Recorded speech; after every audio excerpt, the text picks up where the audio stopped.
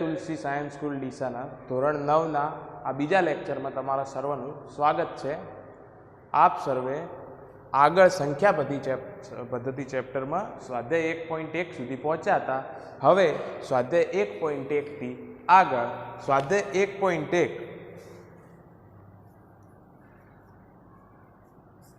એનો પહેલો પ્રશ્ન કંઈ કેવો છે કે શું શૂન્ય એ એક સમમેય સંખ્યા છે? તો પહેલો પ્રશ્ન કે શું શૂન્ય એ એક સમમેય સંખ્યા છે? જો હોય તો તેને p ભાગ્યા q સ્વરૂપમાં બતાવો। જુઓ, શૂન્ય એટલે બરાબર। શૂન્ય, હવે શૂન્યના ભાગાકારમાં કોઈ નથી તો આપણે શું ગણીશું? 1। તો શૂન્ય બરાબર હું 0 ભાગ્યા 1 ગણી શકું? ગણી શકાય। જુઓ, ઉપરનો ભાગ p, તો જ્યાં p બરાબર 0 અને q બરાબર નીચેનો ભાગ કેટલો? 1, q બરાબર 1। q 0 નથી, p 0 છે પણ q 0 નથી, તો આ શૂન્યેતર સંખ્યા है તો p ભાગ્યા q, જે q શૂન્યેતર આવા સ્વરૂપમાં આપણે દર્શાવી દીધું। હા, દર્શાવી દીધું। તો આ સમમેય સંખ્યા છે। તો શૂન્ય એ સમમેય સંખ્યા છે। એકદમ ઈઝી। ઓકે, તો નેક્સ્ટ દાખલો કે 3 અને 4 વચ્ચેની 6 સમમેય સંખ્યા મેળવો। તો બીજો દાખલો આ તમારે લખી લેવાનું હતું, હું સાઈડમાં ગયો એ ટાઈમે વિડીયો પોઝ કરીને। કે બીજો દાખલો 3 અને 4 વચ્ચેની 6 સમમેય સંખ્યાઓ મેળવો।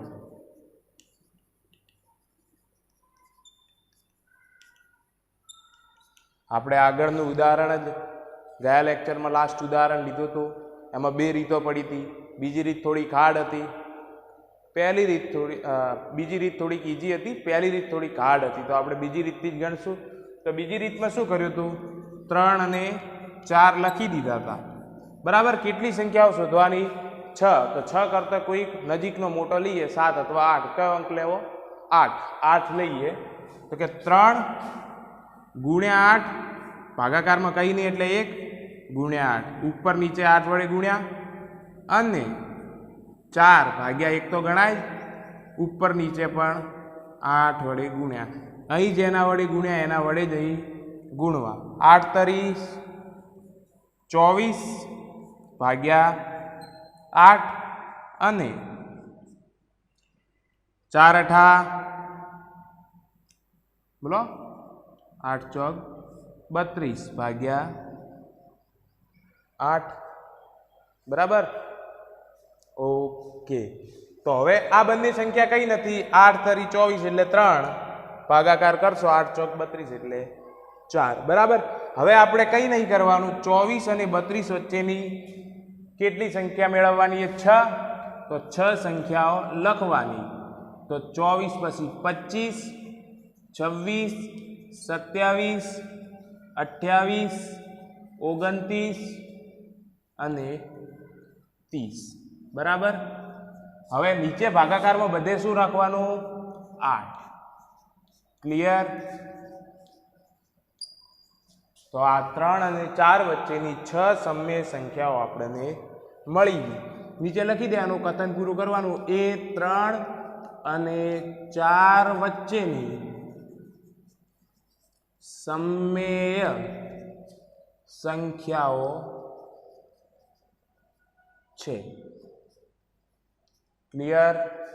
ઓકે, તો આ એક્ઝામ્પલ નંબર 2 હતું। એક્ઝામ્પલ નંબર 3, એક્ઝામ્પલ 3 એવું કહે છે કે 3 ભાગ્યા 5 અને 4 ભાગ્યા 5 વચ્ચેની 5 સમમેય સંખ્યાઓ શોધો। તો 3 ભાગ્યા 5 અને 4/5 વચ્ચેની 5 સમમેય સંખ્યાઓ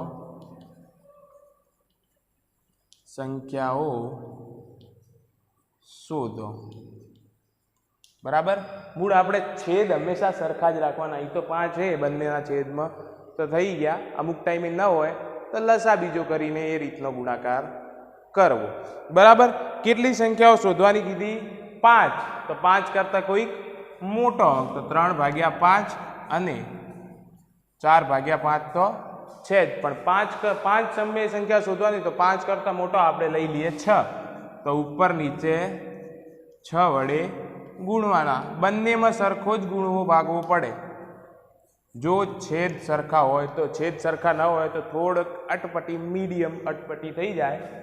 6 તરી 18, 5 છંગ 30। બરાબર। 6 ચોક 24/5 છંગ 30। હવે 18 અને 24 વચ્ચે તમને 5 સંખ્યાઓ મળી જાય? હા, મળી જાય। તો 19, 20, 21, 22, 23 થઈ ગઈ 5। ભાગાકારમાં કેટલા? જે છે એ જ। બંનેના છેદ સરખા રાખવા। જો છેદ સરખા ન હોય તો પ્રયત્ન કરવાનો કે આજુબાજુ લસા લઈ અને ઉપર નીચે ગુણવા એ રીતના। બરાબર। એ એક્ઝામ્પલ આપણે થોડીક વાર આ દાખલા પછી લઈએ। એ 3/5 અને 4/5 વચ્ચેની સમમેય સંખ્યાઓ છે। બરાબર। આ બે ઉદાહરણ તમે લખી લો વિડીયો પોઝ કરીને। ઓકે, વિડીયો પોઝ કરીને તમે લખી દીધો હશે।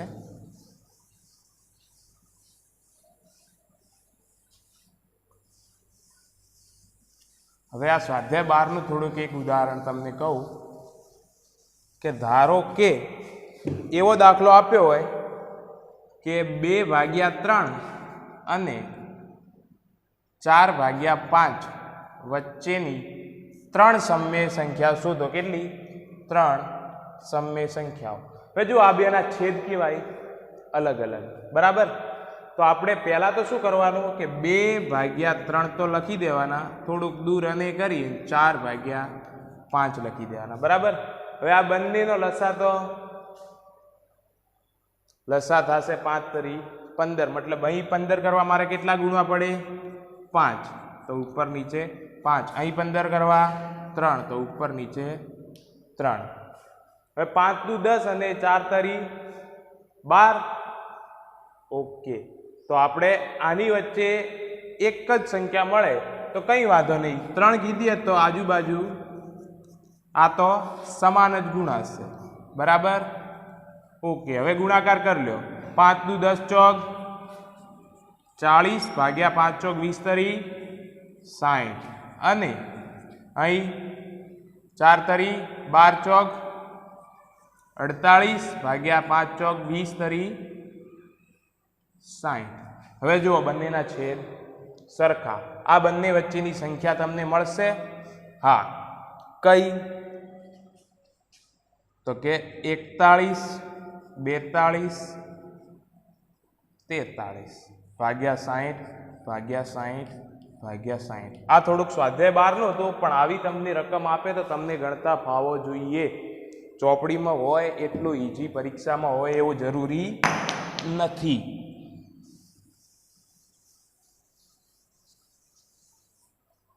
બરાબર। તો હવે એક્ઝામ્પલ નંબર 4। એક્ઝામ્પલ નંબર 4 કે નીચેના વિધાનો સત્ય છે કે અસત્ય, કારણ સહિત ઉત્તર આપો। તો પહેલું વિધાન છે દરેક પ્રાકૃતિક સંખ્યા એ પૂર્ણ સંખ્યા છે। દરેક પ્રાકૃતિક સંખ્યા એ પૂર્ણ સંખ્યા છે। આ પહેલું વિધાન છે। હવે જુઓ પ્રાકૃતિક સંખ્યા એટલે 1 2 3 4 5 6 આગળ આ થઈ ગઈ પ્રાકૃતિક। હવે પૂર્ણ સંખ્યાઓ કઈ કે 0 1 2 3 4 5 6। હવે જો દરેક પ્રાકૃતિક સંખ્યા એ પૂર્ણ સંખ્યામાં છે। હા છે તો દરેક પ્રાકૃતિક સંખ્યા એ પૂર્ણ સંખ્યા થાય। હા થાય તો વિધાન સત્ય। આનું કારણ આ લખી શકાય। હવે જો એમ પૂછ્યું કે દરેક પૂર્ણ સંખ્યા એ પ્રાકૃતિક થાય, જો દરેક પૂર્ણ સંખ્યા એ પ્રાકૃતિક ન થાય કારણ કે 0 એ પ્રાકૃતિક સંખ્યામાં નથી। દરેક પ્રાકૃતિક સંખ્યા એ પૂર્ણ સંખ્યા થાય, સત્ય। દરેક પૂર્ણ સંખ્યા એ પ્રાકૃતિક સંખ્યા થાય ના, અસત્ય। એનું કારણ 0 બરાબર। બીજું ઉદાહરણ, બીજામાં એવું છે કે દરેક પૂર્ણાંક એ પૂર્ણ સંખ્યા છે। દરેક પૂર્ણાંક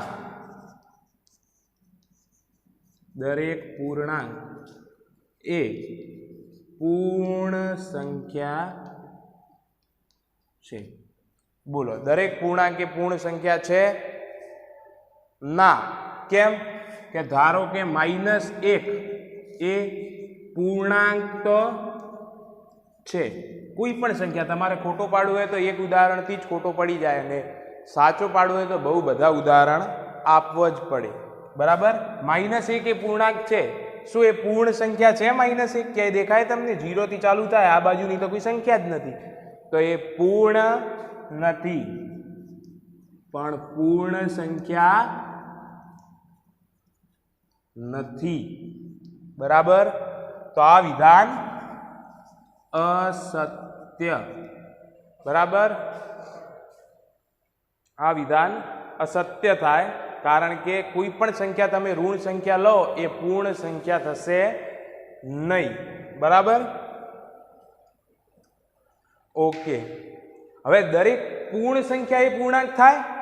હા થાય, કેમ કે પૂર્ણાંક એટલે ધન સંખ્યાઓ 0 અને ઋણ સંખ્યાઓ, તો 0 અને ધન સંખ્યાઓ તો પૂર્ણ સંખ્યાઓ થાય, તો એ પૂર્ણાંકમાં હોય। પણ દરેક પૂર્ણાંક એ પૂર્ણ થાય નહીં। વિધાનોની થોડીક અટપટી શબ્દની માયાજાળ સમજજો કે દરેક પૂર્ણ સંખ્યા એ પૂર્ણાંક છે, દરેક પૂર્ણાંક એ પૂર્ણ સંખ્યા નથી બરાબર। હવે એની અંદર ત્રીજો પ્રશ્ન કે દરેક સમય સંખ્યા એ પૂર્ણ સંખ્યા છે। ત્રીજો પ્રશ્ન, દરેક સમય સંખ્યા એ પૂર્ણ સંખ્યા છે બરાબર। હવે આનો જવાબ દરેક સમય સંખ્યા, હું કોઈ પણ અપૂર્ણાંક લઉં, ધારો કે 4/3, બોલો આ પૂર્ણ થાય ના? સમય થાય? હા સમય। કેમ કે એને p/q સ્વરૂપમાં દર્શાવી શકાય। જે q જુઓ 3 છે, 0 નથી, એટલે આ સમય સંખ્યા છે। એ સમય સંખ્યા છે પણ પૂર્ણ કહેવાય। જુઓ પૂર્ણમાં કેવું હોય 0 1 2 3 4 ધન પૂર્ણાંકો અને 0 તો પૂર્ણ સંખ્યા થાય, પણ એની અંદર કોઈ અપૂર્ણાંક નથી, તો આપણે સમય સંખ્યા એ પૂર્ણ સંખ્યા થાય નહીં। તો પણ પૂર્ણ સંખ્યા નથી। ક્લિયર? તો આ વિધાન કેવું? અસત્ય બરાબર। ઓકે, તો આ તમારું સ્વાધ્યાય 1.1 હતું। હવે આપણો નેક્સ્ટ મુદ્દો છે અસમય સંખ્યાઓ। હવે જુઓ, સમય સંખ્યાઓ અને અસમય સંખ્યાઓનો રિશ્તો ભારત અને પાકિસ્તાન જેવો છે બરાબર। જે સંખ્યા સમય હોય એ અસમય ક્યારેય ન હોય, અને જે સંખ્યા અસમય હોય એ સમય ક્યારેય ન હોય। તો નેક્સ્ટ મુદ્દો અસમય સંખ્યાઓ। અસમય સંખ્યા હવે જુઓ, આપણે સમય સંખ્યાઓમાં કેવી વ્યાખ્યા આપી હતી કે જે સંખ્યાને p ભાગ્યા q સ્વરૂપ જ્યાં q is not equal to 0 મતલબ q શૂન્ય ન હોય તેવી સંખ્યાને સમય સંખ્યા કહેવાય. તો અસમય કેવી કે જેને p ભાગ્યા q સ્વરૂપમાં ફેરવી ન શકાય. બરાબર. તો આપણે આની વ્યાખ્યા લખી દેખાય, જે સંખ્યાને p ભાગ્યા q જ્યાં p એ પૂર્ણાંક અને q એ શૂન્યેતર પૂર્ણાંક હોય તેવા સ્વરૂપમાં ફેરવી શકાય નહીં તેવી સંખ્યાને અસમય સંખ્યા કહે છે. બરાબર, ક્લિયર? ઓકે, ફરીથી કહી દઉં કે જે સંખ્યાને p ભાગ્યા q અપૂર્ણાંક સ્વરૂપમાં ન ફેરવી શકાય, p કેવા કે પૂર્ણાંક, q કેવા કે શૂન્યેતર પૂર્ણાંક મતલબ શૂન્ય સિવાયના બધા પૂર્ણાંક હોય તેવા સ્વરૂપમાં ફેરવી શકાય નહીં તેને અસમય સંખ્યા કહેવાય. બરાબર. ઓકે, તો આ અસમય સંખ્યાના કંઈક ઉદાહરણ લઈએ કે જો આપણે વર્ગમૂળમાં 2 લઈએ તો આનો જવાબ 1.41 42 ડેશ ડેશ ડેશ એમ આગળ વધે. આને આપણે p ભાગ્યા q સ્વરૂપમાં ન ફેરવી શકાય. આ અનાવૃત સંખ્યા થાય, જે મુદ્દો આપણે આગળ આવશે જ, એટલે આ શબ્દથી ગભરાતા નહીં. પછી વર્ગમૂળમાં 3 તો 1.73 સમથિંગ સમથિંગ સમથિંગ આગળ વધતો જ જાય, અને એ બહુ અલગ અલગ વધતો જાય. એક જેવું હોય તો અલગ વસ્તુ છે. પછી પાઈ તો 3.14 સમથિંગ સમથિંગ આગળ વધતું જ જાય. પાઈની કિંમત એ પણ અસમય સંખ્યા છે. હવે આપણે આ વર્ગમૂળવાળા બધા, એટલે વર્ગમૂળમાં અંકો હોય એ બધા અસમય ગણાય? મોસ્ટ ઓફ તો એવા જ છે. હું એમ કહું કે વર્ગમૂળમાં 4, બોલો આને સમય ગણવો કે અસમય? અસમય ના, આને સમય ગણવો. કેમ? કેમ કે 4 નું તો વર્ગમૂળ નીકળે 2 અથવા -2. આપણે હાલ પૂરતા 2 જ લઈએ. બોલો 2 કેવી સંખ્યા? 2 ભાગ્યા 1 p ભાગ્યા q સ્વરૂપ છે.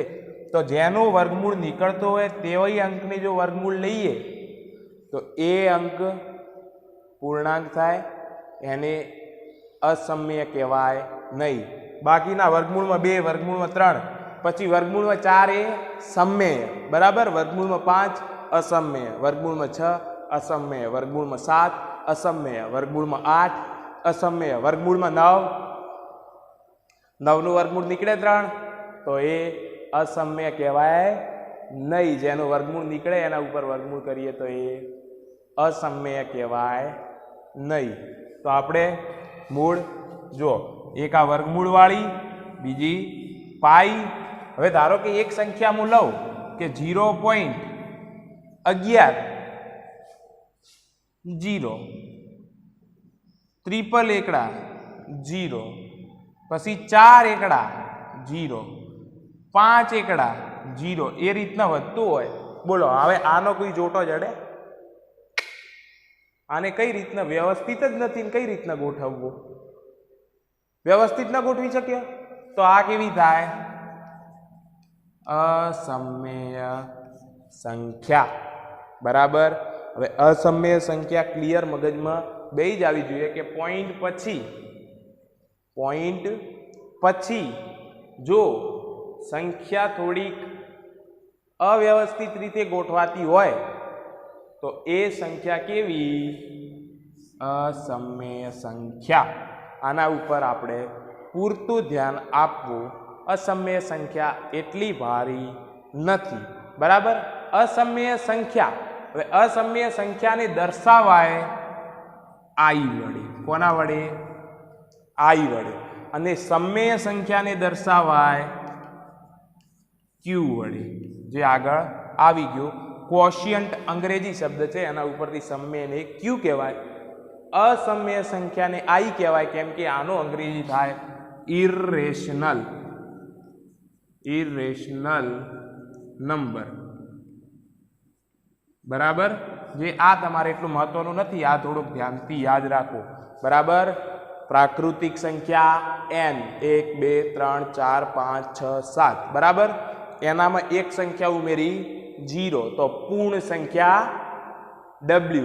એનામાં ઋણ પૂર્ણાંકો ઉમેર્યા, મતલબ ઋણ સંખ્યાઓ 0 અને ધન સંખ્યાઓ તો જોડી એક નંબર z, પૂર્ણાંક સંખ્યાઓ. બરાબર, એનાથી આગળ આવ્યા તો અપૂર્ણાંકો લીધા, એને કહેવાય સમમેય સંખ્યાઓ.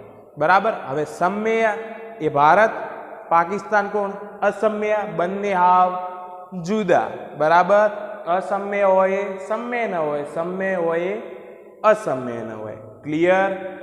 અસમમેય કેવી? જેની પોઈન્ટ વચ્ચેની ગણતરી અવ્યવસ્થિત હોય, અને જેને જો તમારે પર્ટિક્યુલર વ્યાખ્યા લખવી હોય તો આ વ્યાખ્યા થાય. કોઈ અસમમેય સંખ્યાની વ્યાખ્યા પૂછે તો આ રીતને તમારે દર્શાવવી પડે. અસમમેય સંખ્યાને દર્શાવાય આઈ વડે. બરાબર, હવે પ્રાકૃતિક, પૂર્ણ, પૂર્ણાંક, સમમેય, અસમમેય બધી સંખ્યાઓને ભેગી કરીએ અને એક હાથમાં લાવીએ તો એ બધી સંખ્યાઓને કહેવાય વાસ્તવિક સંખ્યાઓ. બરાબર, તો સમમેય સંખ્યાઓ, અને આ લખી લેજો, વિડીયો બેક મારીને 10 સેકન્ડ ડબલ ક્લિકથી થાય જ છે.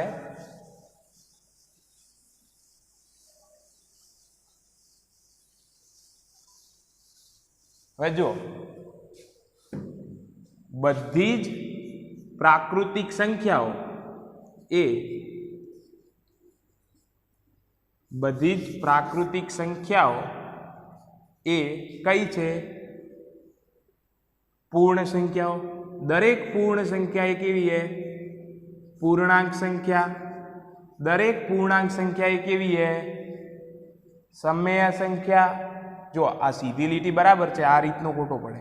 ઓકે, હવે સમમેય સંખ્યાઓ અને અસમમેય સંખ્યાઓ એ તદ્દન જુદી. હવે હું આ બંનેને ભેગા કરું, બરાબર, ભારત અને પાકિસ્તાનને ભેગા કરું તો બની ગયો અખંડ ભારત.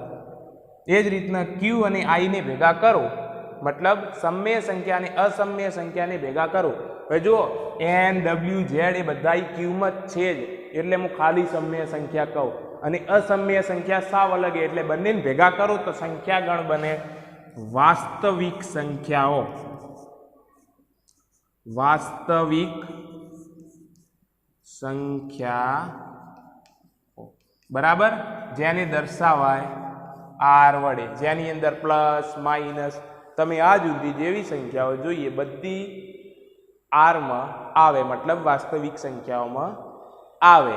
હવે થોડુંક આગળ છે કે આર સૌથી મોટો, તમારે તમારું હાલ જેટલું ધ્યાન છે એ પ્રમાણે આર સૌથી મોટો સંખ્યાગણ છે, મતલબ સંખ્યાઓ સૌથી વધારે આરમાં છે. તમે હાલ સુધી ભણ્યા એ પ્રમાણે આગળ જોઈએ તો આરના પણ ફાધર, મતલબ આરના પિતાજી પણ આવે છે. જેમ ભારત અને પાકિસ્તાન ભેગા કરીને અખંડ ભારત આપણે બનાવ્યો, પણ અખંડ ભારત એકલો નથી, એશિયા ખંડ આખો છે, તો એશિયા ખંડ પણ આવે છે.